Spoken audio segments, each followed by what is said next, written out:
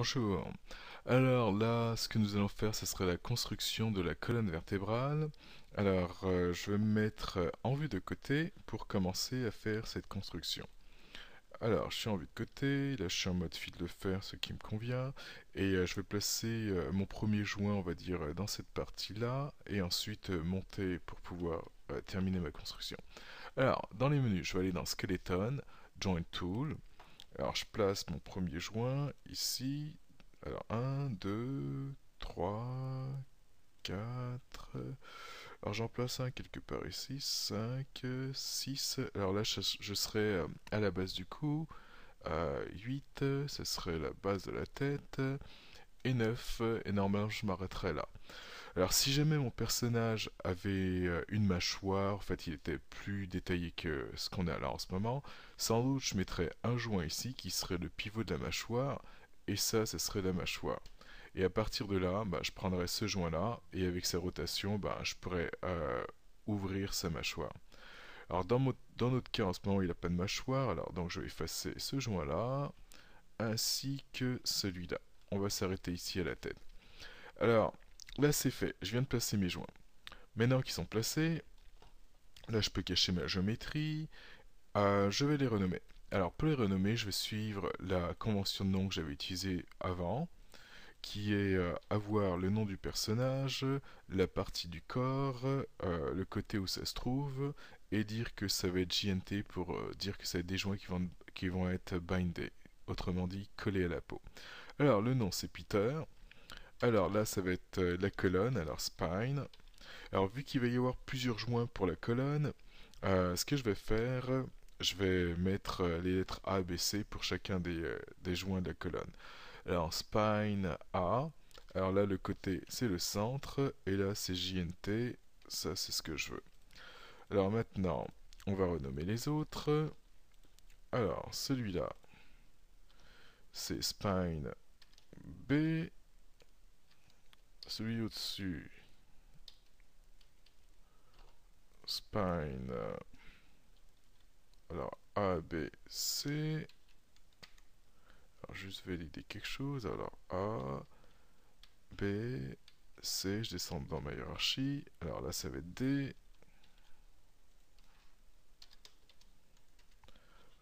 Ensuite le prochain qui va être là, ça va être E. Donc c'est fait. Alors ici on va arriver à la base du cou, comme on peut le voir ici. Alors donc du coup je veux pas le renommer spine, je vais l'appeler neck, N-E-C-K, N-E-C-K, pour dire que ça va être le cou. Ensuite, celui-là, ça va être la base de la tête, donc je vais appeler ça head. Alors, H-E-A-D. Alors, là, c'est fait. Et pour le dernier joint, je vais l'appeler aussi head, mais la différence, c'est que plutôt que de mettre que ça va être un joint JNT, je vais mettre J-end pour dire que ça va être la fin de ma chaîne. Alors, E-N-D. Donc, là, c'est fait. J'ai mes joints qui sont renommés. Pour le binding, ouais, je pourrais commencer à binder. Non, quoique, non, je vais attendre un petit peu avant de binder. Euh, donc, je vais vérifier d'abord mes axes de rotation. Alors, je vais cacher ma géométrie. Et pour la vérification des axes de rotation, voilà ce qu'il va falloir que je fasse. Premièrement, ce serait les afficher. Alors pour les afficher, ben, je choisis celui qui est tout en haut de ma hiérarchie qui se trouve ici. Ensuite, bouton droit. Et là, je vais pouvoir choisir Select Hierarchy. Donc pour pouvoir sélectionner la hiérarchie. Donc maintenant que c'est fait, tous mes joints en ce moment sont sélectionnés. D'ailleurs, on peut voir qu'ils sont en blanc. Et là, je vais afficher mes axes de rotation. Alors pour cela, je vais aller dans le menu Display, Transform Display, et ensuite Local Rotation Axis. Alors ça, ce serait une façon pour pouvoir y accéder. Il y aurait une autre façon pour y accéder en utilisant l'outil orientation des joints. Alors je vous montrerai ça après. Alors là, on voit les différents axes et on peut voir qu'on a des Z qui vont du côté gauche ainsi que des Z qui vont du côté droit. Bah, X pareil, en arrière et en avant. Non, excusez-moi, les Y en arrière et en avant. Et le X, qui serait le long de la chaîne. Alors, qu'est-ce que ça signifie tout ça? Alors tout simplement, ce serait lorsqu'on va faire nos rotations, exemple, si je me mets à faire une rotation de ce joint-là selon l'axe Z, bah lui on voit que quand je vais vers l'avant, là j'ai un rotate Z qui est positif, et si jamais je devais prendre celui-là qui est juste en dessous, et je vais faire le même mouvement, je me penche vers l'avant, et là je vois que la rotation Z elle est négative.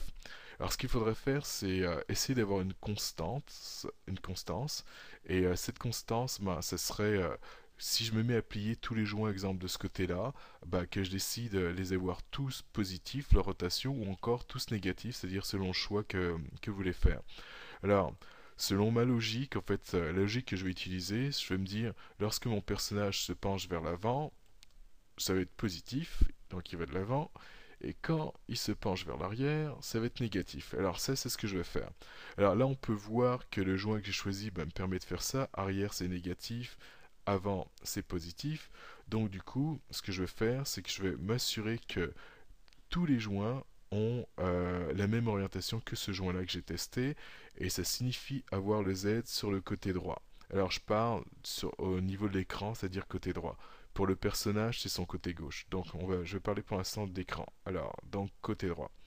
Alors pour ça, je choisis la base. Ensuite, je vais aller chercher mon outil pour faire l'orientation. Alors Skeleton, Orient, Joint. Je vais dans les options. Et là, dans ces options, un reset comme d'habitude. Alors, première chose, axe primaire, je vais choisir l'axe X, et ça va correspondre à l'axe qui va aller tout au long de ma chaîne, et en gros qui me permet de faire un twist, mon personnage va pouvoir tourner sur lui-même en utilisant cet axe-là. Ensuite, axe secondaire, alors je vais prendre le Z, en fait ça va être le Z que je vais vouloir placer sur le côté droit au niveau de l'écran, donc je prends axe Z, et là, ici je vais pouvoir déterminer comment le placer sur le côté droit. Alors ça serait secondary axis, donc axe secondaire qui est en ce moment Z, world orientation, donc son orientation par rapport au monde. Alors pour ça, je vais regarder ici en bas à gauche pour avoir l'orientation par rapport au monde, et là de ce que je vois, l'axe horizontal en ce moment pour moi ça serait l'axe X. Donc ça signifie que premièrement il va falloir que je choisisse X de façon à positionner ça horizontal. Alors j'ai le choix entre négatif et positif. Alors encore je regarde mon axe du monde et là mon X il est du côté droit, donc côté droit ça va signifier positif. Si jamais je voulais le mettre du côté gauche comme ici, bah là on voit que ce serait l'inverse, donc ce serait négatif ici. Parfait. Alors donc du coup, je vais choisir le positif, étant donné que mon X est du côté droit, c'est-à-dire du même côté que ce que je veux voir ici pour mes axes Z. Alors, donc, positif, c'est fait. Là, je peux sélectionner et faire mon apply. Alors, ça a marché. Tout s'est mis du côté droit. Donc, niveau orientation, ça devrait fonctionner. Sauf celui-là. Alors, pour celui-là, j'ai deux choix. Soit je sélectionne, je fais CTRL A et de façon à avoir accès à mon attribut editor. Et dans mon attribut editor, bah, je prends ces valeurs-là, joint orient, et je les mets toutes à 0. Ça, ce serait une façon de faire. Et sinon, donc ça serait la façon manuelle. Et sinon, bah, en restant dans cet outil-là, j'ai juste à le sélectionner. Je vais choisir Orient Joint to Word, donc cette option-là. Et je fais mon apply. Et là, ça l'a fait. D'ailleurs, je peux vérifier, c'est-à-dire on peut voir que dans mon attribut editor, Joint Orient 0, 0, 0, donc ça l'a fait, ça l'a fait aussi. Alors, je ferme. Non, quoique avant de fermer, je vais aller enlever les axes. Alors, en gros, de ce qu'on peut voir pour celui-là, ben, il a la même orientation que son joint parent. Ça serait joint parent. Et son parent, ben, on voit que le Z est à droite. Et lui, pareil, a son Z à droite. Alors, maintenant que c'est fait, je peux cacher mes axes d'orientation. Donc, je prends ça. Bouton droit pour pouvoir sélectionner la hiérarchie. Donc là, c'est fait. Et là, j'utilise ce bouton-là, Toggle Local Axis Visibility. Et là, je les cache. Alors, ce bouton-là, bah, autrement dit, ce serait exactement le même bouton que celui qu'on a vu tout à l'heure, qui serait sous Display, Transform Display, Local Rotation Axis. Donc, ces deux-là font la même chose. Alors, là, c'est fait. On vient de faire déterminer l'orientation des joints. Alors maintenant, ce qui va nous rester à faire, ce serait déterminer l'ordre de rotation. Alors, l'ordre de rotation est quelque chose d'assez important et qui n'est pas souvent compris. Alors, je vais essayer de l'expliquer du mieux que je peux. Pour cela, en ayant de la géométrie dans ce cas-là, ça va nous aider. Alors, je vais binder, on va dire, une partie de la géométrie de façon à ce qu'on voit un petit peu mieux l'effet que ça a. Alors, donc je prends ce joint, euh, cette géométrie, skin, bind skin, smooth bind, et là, je vais dans les options. Alors, bind to, je prends select joint, ensuite normalize weight interactif, et le max influence, je vais le mettre à 1. Alors, là, je vais faire bind, c'est fait. Alors, peut-être que je vais ajouter ça dans le bind. Donc, je vais prendre ces deux-là. Alors, je recommence la commande. Et je vais prendre ça ainsi que ça. Et là, je vais appuyer sur G pour faire ma commande la plus récente. Alors là, maintenant, si j'essaye de sélectionner les joints, ça et ça, là, j'ai pris mes trois joints. Là, je vais utiliser ma rotation. Et là, comme on voit, je suis en train de pencher mon personnage en avant. Alors, juste valider quelque chose. Ok, ça va aller.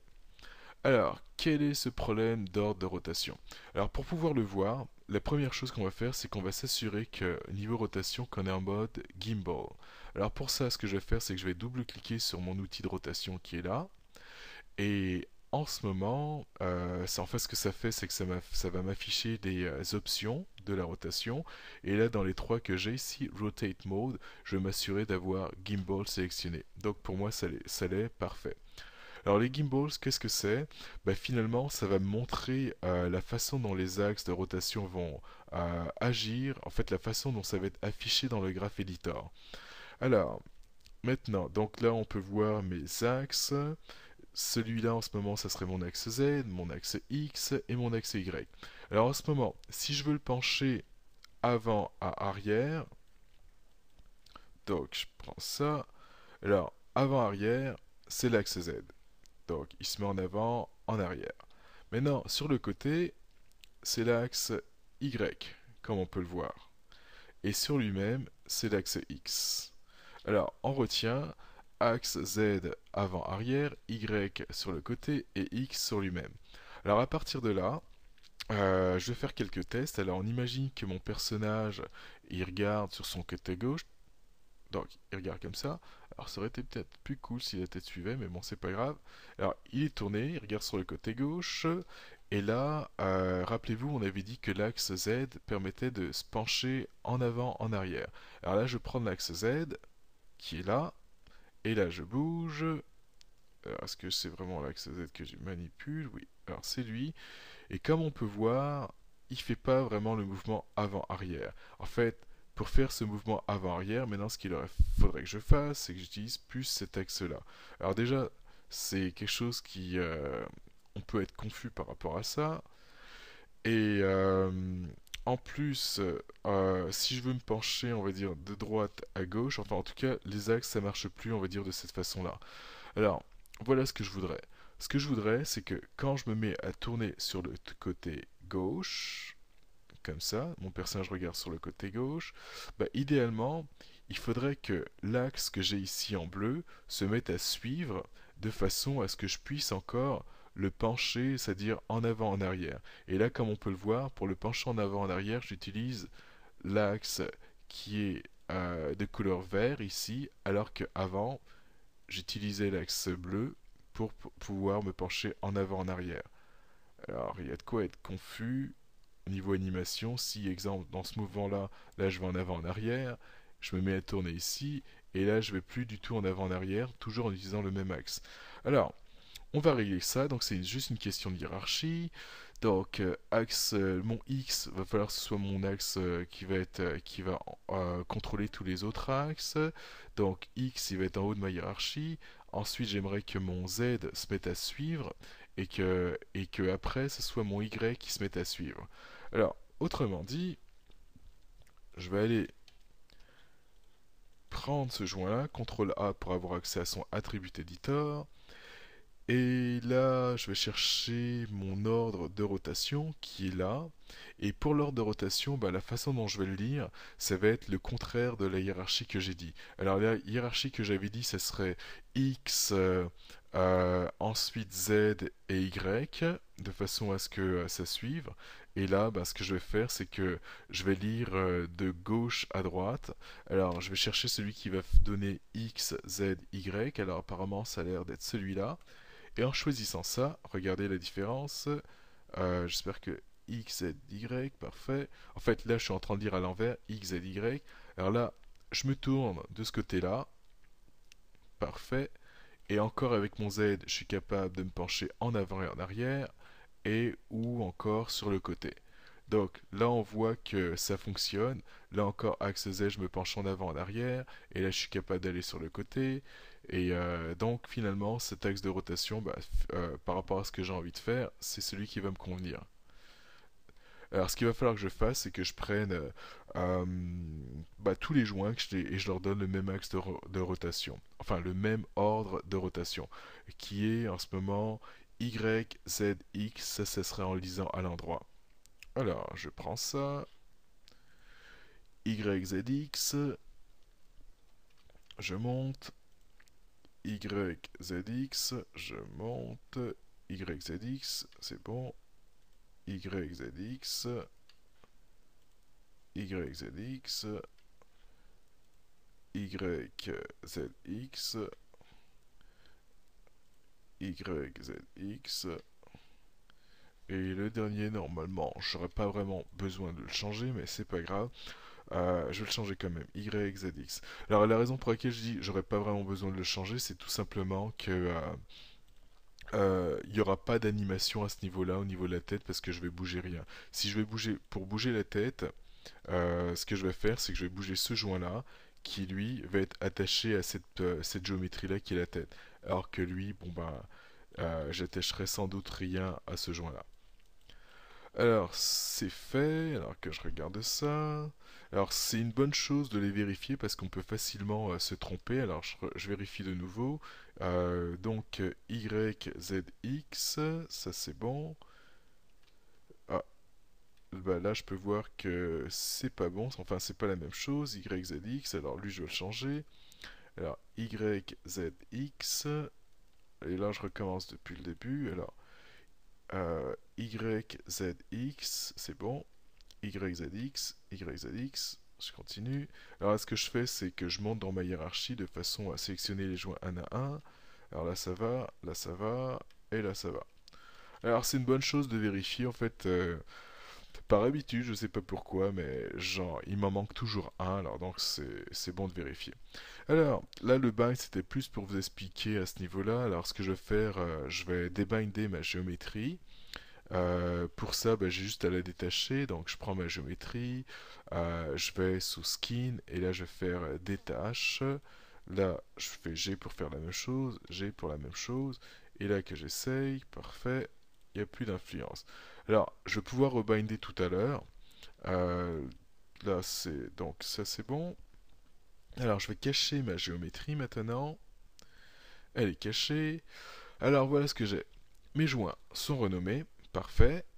Les axes d'orientation, ils ont été placés comme il faut. C'est bon. Et j'ai aussi changé mon ordre de rotation de façon à ce que ça aille bien. Donc là, tout ça c'est fait. Alors maintenant, je vais pouvoir commencer le rig pour le spline, c'est-à-dire le contrôle du dos avec un IK spline. Alors la première chose que je vais faire, euh, je vais faire une copie de cette chaîne de joints, CTRL D, et cette copie qui se trouve ici, tous les enfants de cette copie, je vais les effacer. Donc je prends ce qui est en dessous, je fais delete, et là je me retrouve à voir qu'un seul joint, qui est une copie du joint que j'avais ici. D'accord? Alors je le remets à sa place. Alors ce joint, ça va être mon root.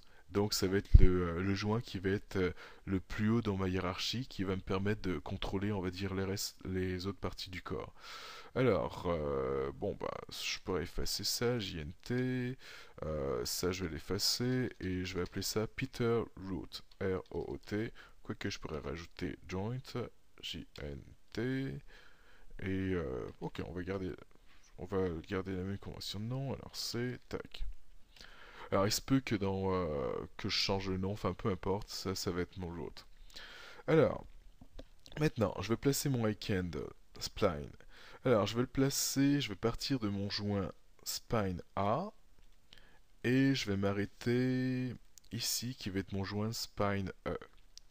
Alors, skeleton, IK spline handle, les options, je fais un reset, là le reset est fait.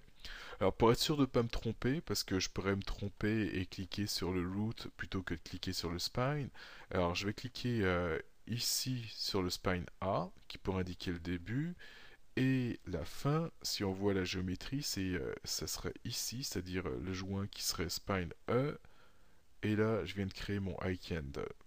Alors que je regarde ça, parfait, spine E. Alors, je vais cacher la géométrie, et on va voir ce que ça a fait. Alors, ce qu'on ça a fait, bah, bien entendu, ça a créé un iCandle qui va de là, de spine jusqu'à spine A jusqu'à spine E. Alors, ce iCandle, je vais le renommer, et ça m'a aussi créé une courbe. Et cette courbe, elle va finalement le long de la colonne, c'est-à-dire elle part de là, et elle s'arrête là. Alors, je vais commencer par renommer mon iCandle. Alors, convention de nom, donc je prends le IK. Ensuite, alors, Peter, spine, donc ce sera un IK pour le spine, au centre, parfait, et là je vais mettre à la fin IKH, IKH, pour dire que ça va être un IK. Ensuite, je prends la courbe, et la courbe, ça va être un peu le même principe. Donc, je prends la courbe, je la renomme, alors Peter, donc spine, et là ça va être, je vais mettre CRV pour dire que c'est une courbe, CRV comme curves. Donc là c'est fait. Alors à partir de là, le fonctionnement d'un IK spline, bah, tout simplement, euh, la courbe, en déformant la courbe, bah, ce que je vais faire, c'est que je vais déformer la forme de ma colonne, c'est-à-dire la forme des joints. Alors, on va voir ça. Alors, pour déformer ma courbe, bah, je pourrais me mettre en mode composant. Et comme ça me donne accès à mes contrôles vertex. J'en ai un, je devrais en avoir quatre. Alors j'en ai un là, un, deux, et aux extrémités, trois, qui serait le début, celui-là, et le quatrième qui serait ici. Alors, juste à titre de test, regardez.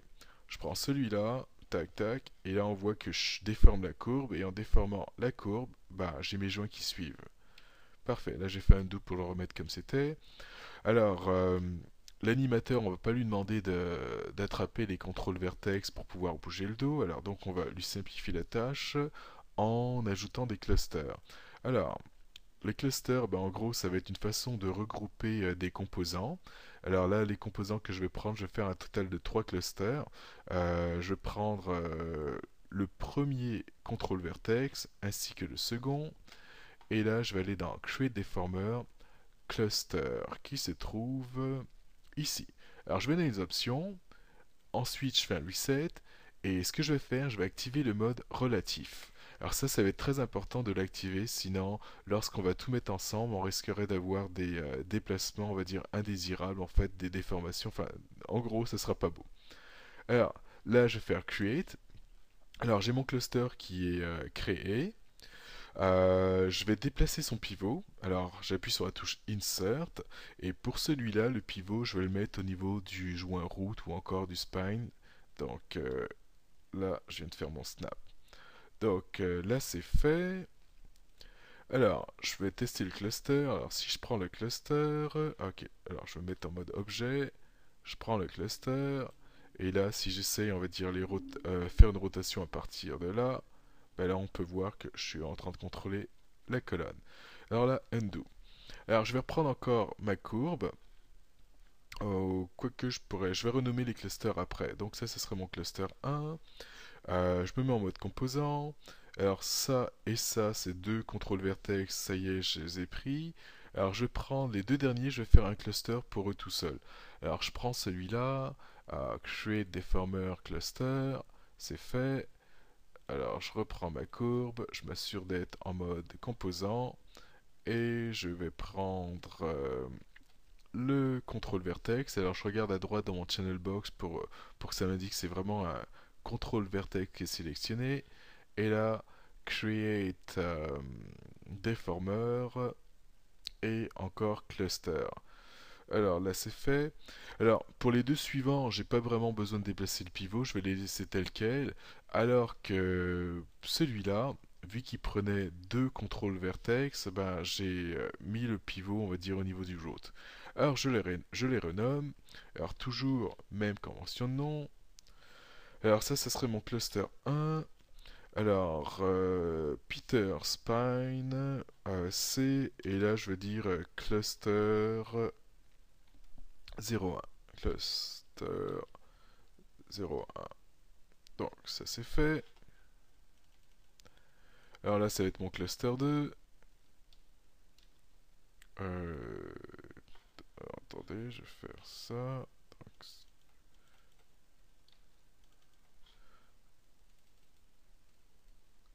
alors cluster 2.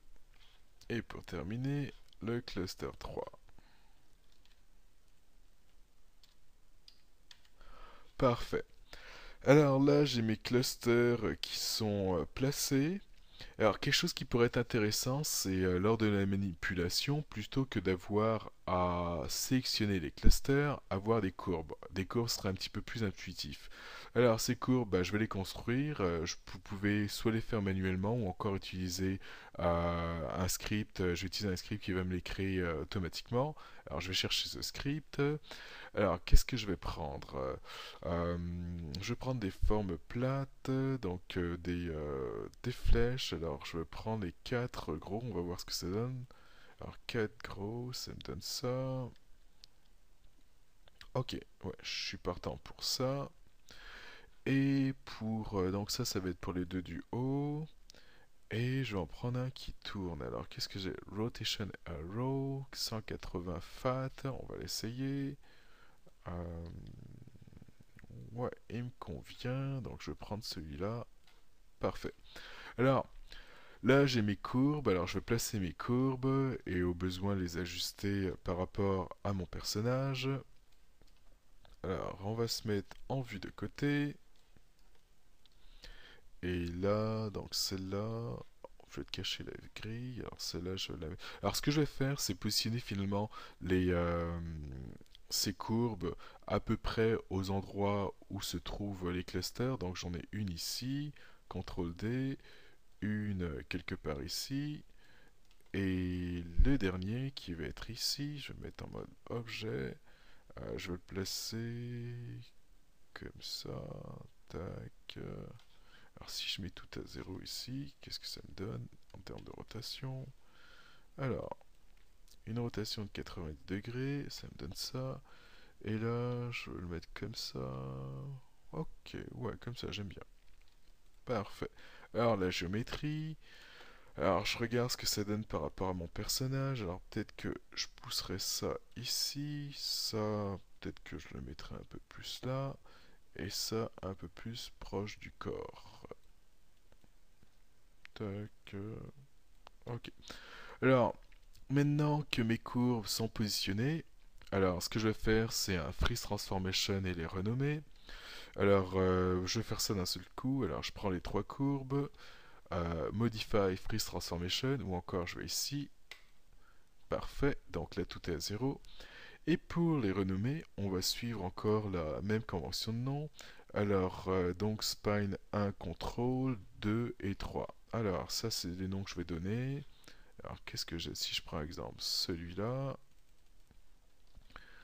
Alors, Peter Spine 01. Et là, je vais mettre CTRL à la fin pour dire que c'est un contrôle. CTRL. Alors ça va être pour le premier contrôle. Le second. Alors, Peter Spine 2. Et le dernier. Peter Spine 3. Donc, c'est fait. Alors que je regarde ce que ça donne ici. Alors Peter Spine 1 qui est tout en bas, le 2 qui serait ici, et le 3 qui serait en haut. Alors je vais regarder pour mes clusters si ça correspond. Alors le 1 il se trouve tout en bas, le 2 est au centre, et le 3 est en haut. Alors là, j'ai placé mes courbes, delete history est fait, et ce qu'il va falloir que je fasse, c'est que je m'assure que chacune des courbes, le pivot soit au même endroit que le pivot du cluster. Alors pour celui-là, ça va être le plus facile, étant donné que le pivot du cluster, je l'avais mis au niveau du joint. Alors j'appuie sur Insert, et là je vais utiliser mon snap au point. Alors le snap au point, ce serait cette icône qui est là, et le raccourci clavier, ce serait V comme vertex, qui me permet de faire un snap au point. Donc pour lui c'est fait. Alors pour lui ça va être un petit peu plus difficile. On va essayer. Donc je vais faire snap au point, le positionner là, et ça devrait être bon. Et le dernier, ça va être encore plus difficile. Je vais casser les joints. Et je le prends le dernier. Et là, V, et j'essaye de faire un snap au cluster du mieux que je peux. Alors, ça semble bon. Une chose que je pourrais faire pour vérifier s'ils sont bien placés, ce serait faire une contrainte de position et ensuite effacer la contrainte de position. Alors en faisant la contrainte de position, bah, ça va me permettre de voir vite fait si c'est bien placé. Alors je vais le faire pour les trois. Alors je vais prendre le cluster 3 ainsi que le contrôle 3. Alors l'ordre dans lequel je choisis pour l'instant c'est cluster et ensuite la courbe. Alors constraint point. Et attendez, je vais l'afficher pour qu'on puisse voir. Alors le 3 il est là. Donc cluster, courbe. Et alors je peux voir qu'il y a déjà que il y a un problème. Enfin, tout ce que j'ai à faire, ce serait ma contrainte de position, constraint point. Bien entendu, un reset. Et si jamais ma courbe se met à se déplacer, ça signifie que je l'avais pas bien placé au départ, mais c'est pas grave, le point de constraint va me le placer comme il faut. Alors là, je vais faire un apply, et là, je viens de voir que ma courbe, on va dire, a bougé, elle est descendue un petit peu. D'ailleurs, là, j'ai des valeurs qui sont différentes de 0. Parfait, au moins ça me l'a corrigé, ça m'a permis de voir que je l'avais pas bien placé. Alors, je vais faire la même chose pour les autres clusters. Alors, je prends le cluster, je prends la courbe. Alors on va voir ce que ça nous donne. Alors si tout est à 0, ça veut dire que c'était bien, et si ça se déplace, ça veut dire que les pivots n'étaient pas au même endroit. Apply, là j'ai peut-être fait la mauvaise chose parce que là les valeurs elles sont élevées, et là on peut voir que j'ai pris le cluster 2 ainsi que le spine 1, ce qui est pas bon. Alors je vais recommencer, alors je vais faire un undo, et là donc ce que je veux c'est prendre le cluster 2 et la courbe numéro 2, apply. Alors ça 0, c'est-à-dire que ça avait bien marché. Et là, je vais faire le dernier qui est normalement le plus facile. Donc ce serait cluster 1 et la courbe 1, apply. Et lui, il a bien marché. Alors, dans tous les cas, ça c'était juste pour vérifier. Alors donc, du coup, je vais effacer toutes mes contraintes que je viens de faire, les trois dernières. Alors, première, deuxième et troisième. Alors, je regarde mes cours de nouveau. Alors, celle-là, elle était à 0, il n'y a pas de problème. Celle-là, c'est à 0, il n'y a pas de problème. Et celle-là, bah, ce qu'il a dû faire, c'est qu'il a dû déplacer ma courbe un petit peu de nouveau une petite valeur de façon à ce que les pivots soient exactement au même endroit. Alors, ce que je vais faire, c'est de nouveau un freeze transformation. Comme ça, je conserve ce marqueur, on va dire ce contrôleur, je conserve sa position, mais en mettant les valeurs ici à 0. Donc, freeze transformation, là c'est fait. Là maintenant, je suis content, je me retrouve à voir les clusters au même endroit que mes courbes. Enfin je parle des pivots exactement, les pivots des clusters au même endroit que le pivot de mes courbes qui vont contrôler. Alors maintenant, pour pouvoir contrôler finalement le cluster, bah, moi ce que je vais demander à l'animateur, c'est finalement de prendre cette courbe qui est là et de la bouger. En la bougeant, parce que ça va faire, c'est bouger le cluster qui lui va déformer la courbe, qui va déformer le joint, etc. Enfin, qui va bouger les joints. Alors, on va créer ce lien. Alors, pour le lien, bah, ça va être simple. Pour les deux du haut, ce qu'on va faire, ça va être une contrainte de position. Donc, lui qui va contraindre ce cluster-là en position, lui, pareil en position. Et pour celui-là, ça va être un parent constraint, de façon à ce qu'on puisse utiliser la rotation.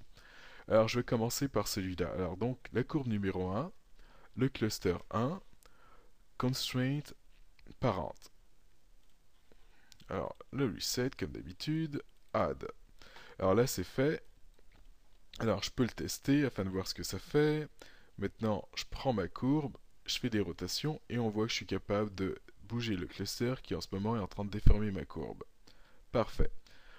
Ensuite, je vais prendre encore la courbe. Alors là, ça serait ma courbe numéro 2. Alors ce qui va avec la courbe numéro 2, ça devrait être le cluster 2. Alors je prends le cluster 2. Et là, cette fois-ci, constraint point. Là, c'est fait.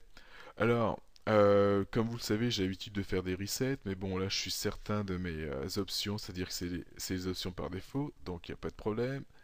Et là encore, je suis capable de bouger. Et là, je fais le dernier. Alors, courbe numéro 3. Ainsi que le cluster 3. Alors je pourrais appuyer sur G ou encore faire constraint et point. Donc là c'est fait. Et là j'ai mon rig de dos qui est fini. Alors on va le tester. Je vais faire apparaître de nouveau mes joints. Alors Skeleton Joint Tool. Et là, ben, si je prends, on va dire, cette courbe-là, je bouge de gauche à droite, je suis en train de bouger son dos. Si je prends celle-là, pareil, je le fais se pencher sur le côté, ou encore je pourrais le faire se pencher en avant ou en arrière. Et si je prends ça ici, en utilisant les rotations, tac, tac, et là encore, tac, tac. Alors c'est sûr, c'est un peu mieux de le voir avec la géométrie, mais le prochain tutoriel, on va binder la géométrie, on va dire, au joint, et comme ça on va pouvoir voir l'ensemble et voir ce que ça donne lorsque tout est mis ensemble. Alors ça sera tout, alors je vous remercie, et à la prochaine.